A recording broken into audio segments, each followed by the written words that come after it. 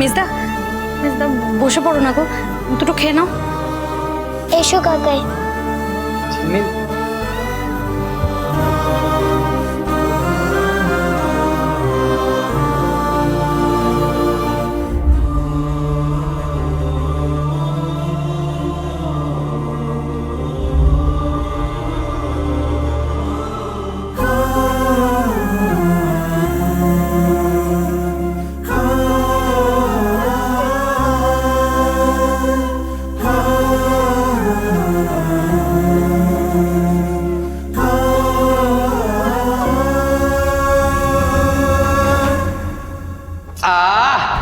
লুচি আলু ছেঁচড়ে দেওয়া হয়েছে না, খাসা হয়েছে বৌদি।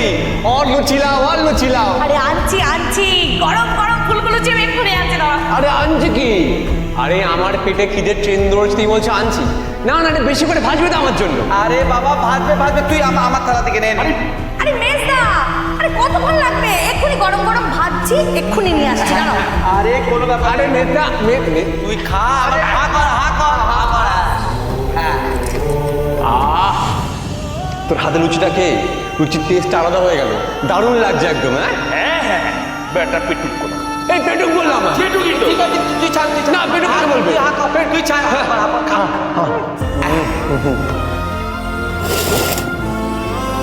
কি হলো, খাবে না? না, আমার শরীরটা ভালো লাগছে না। কষ্ট তো আমারও কম হচ্ছে না। ভাস্করটা কোথায় আছে, কি খাচ্ছে জানি না। আমার গলা দিয়ে খাবার নামবে না। জানি শঙ্কর, তুমি ভাস্করের কথা ভেবে কষ্ট পাচ্ছ, ওর কথা ভেবে খেতে পারছো না। এটা আমি খুব ভালো করে বুঝতে পারছি।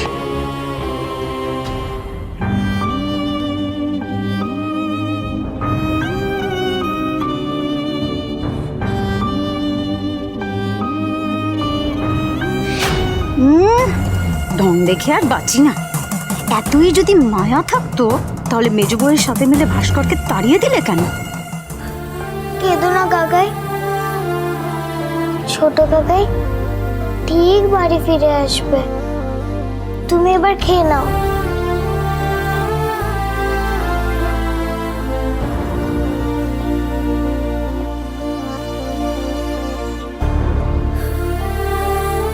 নাও এবার আ করো তো দেখি, খেয়ে নাও। আ করো, খাও।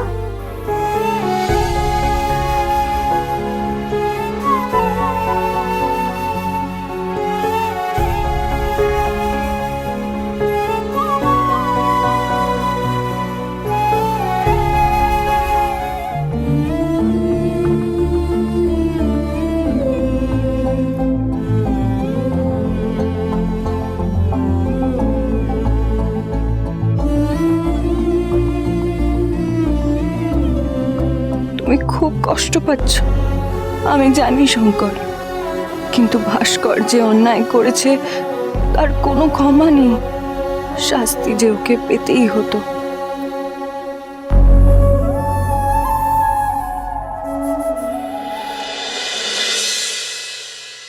স্মার্ট মেয়ে, আরে কই গো, কোথায় গেলে সব? ও স্মার্ট মেয়ে, কই গেলে? হ্যাঁ শঙ্কর, কোথায় গেল বলো তো সবাই? এই শঙ্কর, বড় খোকা, শঙ্কর, মেজো বৌমা। কি জানি। এই ফুলি, ফুলি, এই ব্যাগগুলো নিয়ে যা। কি রে?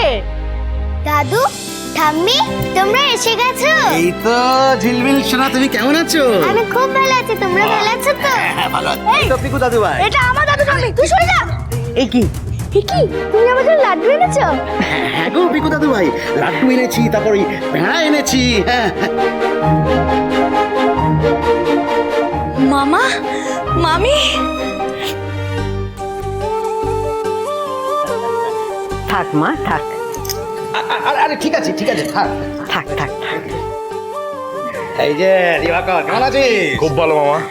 এই মামি, তোমরা আসাতে এই বাড়িটা সত্যি আবার প্রাণ ফিরে পেল গো। কিন্তু বলছি, শঙ্কর, মেজো বৌমা, বড় বৌমা, ওরা সব কোথায়? শঙ্কর, মেজো বৌমা, কোথায় রে তোরা?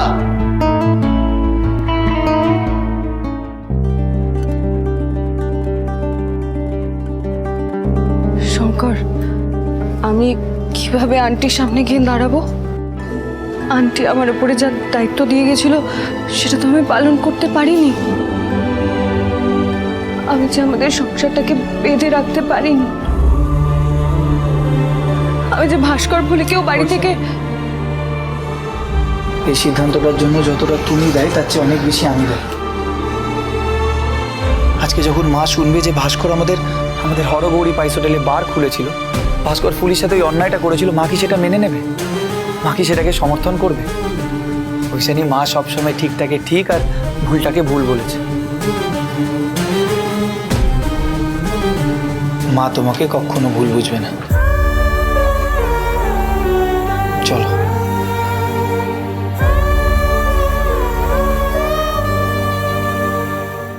সত্যি তো, বড় খোকাই বা গেল কোথায় দেখছি না তো।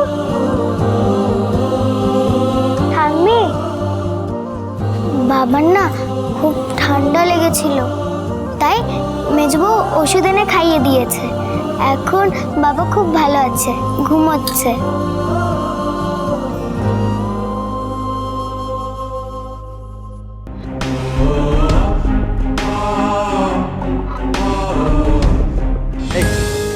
শঙ্কর, কেমন আছিস বাবা? ভালো। ঠিক আছে, থাক থাক, হয়েছে। মেজো বৌমা, হয়েছে গো। ভালো আছো তো তোমরা? হ্যাঁ।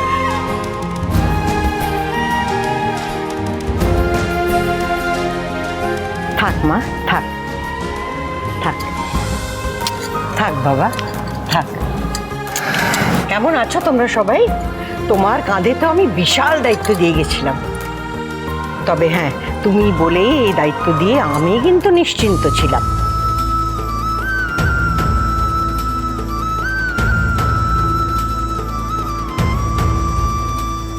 মেজো বৌমা, আমরা অবশ্য জানি সেই দায়িত্ব তুমি 16 আনার জায়গায় 18 আনা পালন করবে। কিন্তু শঙ্কর, বলছি পাইস হোটেল কি এখনো সারানো হয়নি? আসার সময় দেখলাম যে আরো 2টো তালা লাগানো আছে।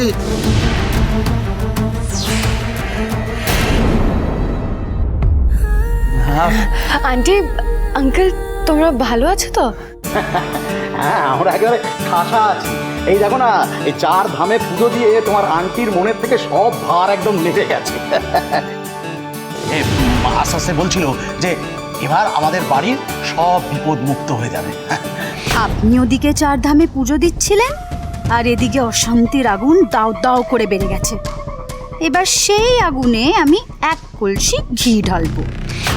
মেজ বউয়ের ডানা ছাটার সময় হয়ে গেছে।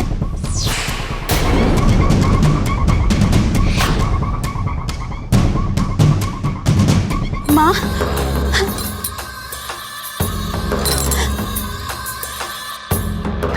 হচ্ছে এ কি বড় বৌমা, তুমি কাঁদছো কেন? আপনারা এত দেরি করে কেন এলেন মা?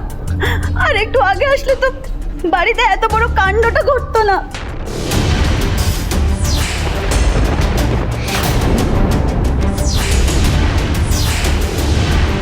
দেখেছো দেখেছো, মামা মামি ঢুকতে না ঢুকতেই বর্বতী কুটনামি শুরু করে দিয়েছে।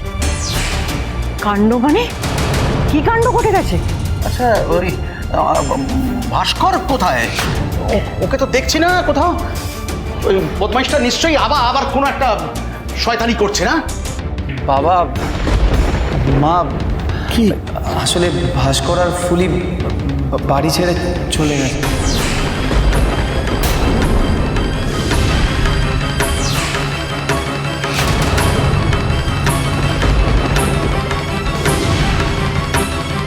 কি বললি? হ্যাঁ, বাড়ি ছেড়ে চলে গেছে কেন বলছো ঠাকুর?